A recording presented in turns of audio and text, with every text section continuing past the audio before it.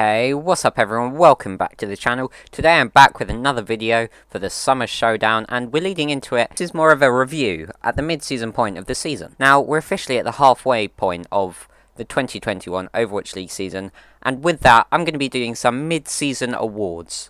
But not just any mid-season awards, because that's boring, you know. You've seen Platchat do it, you've seen ATP do it, you've seen all your favourite content creators do their mid-season awards.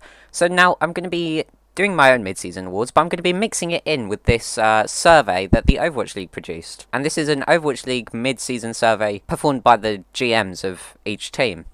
So I'm going to be comparing what I think about the games that I've seen and the teams I think have succeeded and the players I think have done well. And I'm going to be comparing that to what the people behind the teams, behind the players that are doing well, think of the players themselves. Now, it doesn't give any names of what GM said what, so keep in mind there might be a bit of bias if a GM picks their own team. I don't think there will be though, it's kind of pointless. They don't win anything from voting from their own team here. So just keep in mind that it's just going to be a number of how many votes each player or team got, not a list of who chose them. Okay, so let's start off. First one they have listed here is the mid-season pick for the 2021 Overwatch League champion. There's 4 teams here that have got any votes, and number 1 is the Shanghai Dragons. Shanghai Dragons found great success in both of the first 2 stages, as we know, and to be honest, if I was a betting man, I'd put my money on the Dragons at this stage as well. I think Fuel are a lot more volatile than the Dragons. Don't get me wrong, I think the Fuel have hit higher peaks than the Dragons have this season, looking absolutely untouchable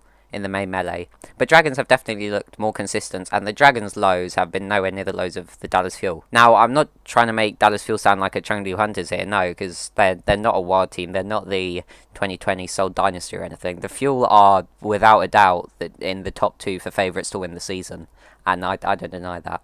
I just think Fuel would be number 2 because when it comes down to it, they're not as meta-proof. I mean, they shouldn't be as meta-proof. We've seen them define the meta and defy the meta many times. But if we got to a point where hit scan was mandatory, Lip would have that win over Pine. And I think Shanghai's just going to be able to capitalise off what the meta truly is, more than the Dallas Fuel will be able to. But Dallas Fuel's still definitely in the conversation.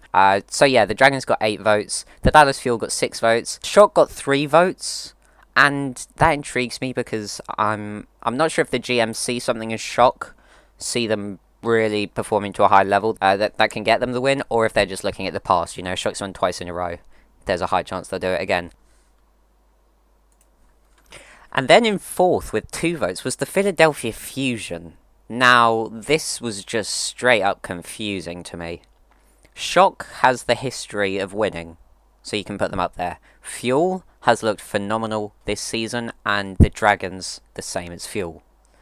What gives GMs the confidence in Fusion to make it here? And they got 2 votes. 2 people truly believe Fusion is going to win out over all these teams. I'm not sure if it's GMs looking and seeing Fusion's pretty good right now.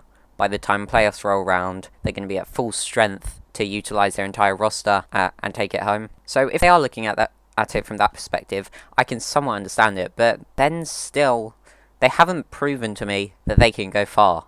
At least with the Shock, I can overlook the fact that they've not made a single playoff tournament by their past of winning. Fusion have not given me any faith to show that they are going to be able to take this home in any manner. I mean, I agree with the top 2, Dragons and Fuel, definitely. And then Shock and Fusion, I can't quite see where the GMs come from on that. Fusion a lot more so than the San Francisco Shock, because there's just nothing behind them that makes me confident in their ability to close out a tournament.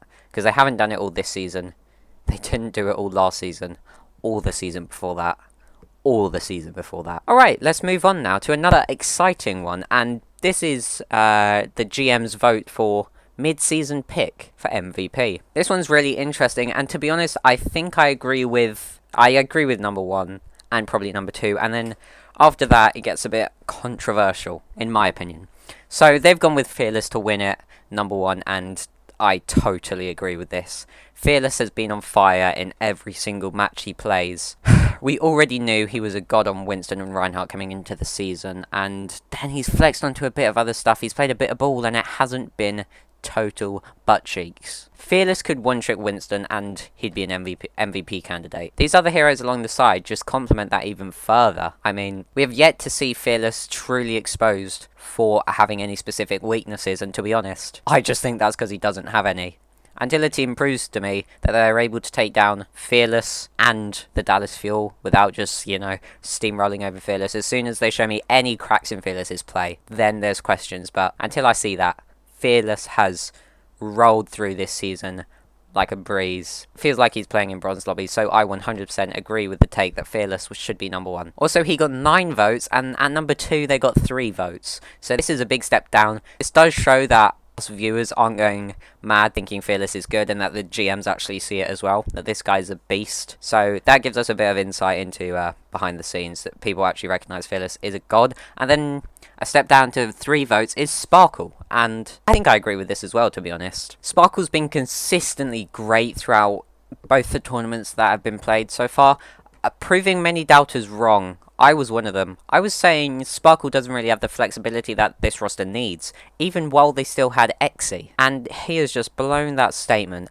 out of the bloody water. He has been a beast. His Echo has been world class. Tracer, really good. If we can see a bit more variety in metas of what he's playing, if we can see some sort of Genji meta, some sort of Doomfist meta. I mean, we did see him play Doomfist and he was really good as well. But if we could see either of those metas come round, well, then he might have to tell his mate Fearless there, slow your horses, mate. It's not one yet. Now, I don't have time to go through all the players from all the categories in this video, so I won't finish off the list for this section. And also, I think I will make a part 2 to this, as there's a lot of topics that they've written about and I've already gone for a long time. But to finish off this MVP race list, I will mention Void isn't on it. Now, it mentions below that Void got a single vote. I think that's pretty weird.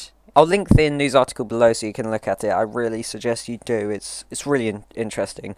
But Void got no votes, and when you look at some of the people that beat him out, it's baffling, to be honest. I think Void is not having the season he had last year. I'll give him that. I think last year Void should have had MVP, and I don't think he's having that level of season.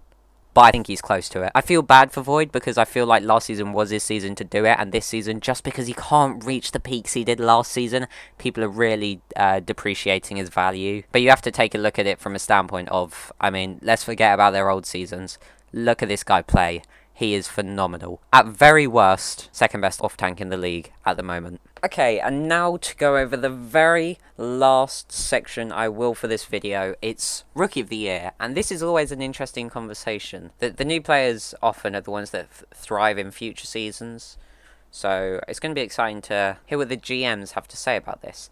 And I'll only go over number 1 again, because I don't have a lot of time. If you want a more in-depth one, comment down below and share it with your friends. I'll be sure to do it. Number 1, and they've put Pelican. I think, after the June Joust, I'd have to agree with this. Pelican is the best Echo in the league. From what we've seen, there is no denying it. Anyone that says otherwise, you are absolutely waffling, mate. Pelican has shown such a deep level of understanding of the character of Echo alone that I think giving him Rookie of the Year is great. And, I mean, there's no better hero to look good on than Echo, to be honest. Because if you look good on Echo, then you look good on a range of heroes. Echo's ultimate is literally becoming other characters, and if what I've heard about this guy's other heroes are true, then I have no problem giving him Rookie of the Year. I remember at the start of this season, I predicted Gaga, and to be honest, I've still got faith. I think if Chengdu can up their game and really look properly solid in the APAC region and internationally, I think Gaga will have a case to be made for him, as I feel he pretty much turned that roster around from what it was. So that's just one thing to note, but that's going to be it for this video. I hope you enjoyed. Thanks so much for watching. I'll see you in the next one. Make sure you like, comment, subscribe, and share. I'll link this article down below. Also, I'll finish the article off in another video. That will be part 2.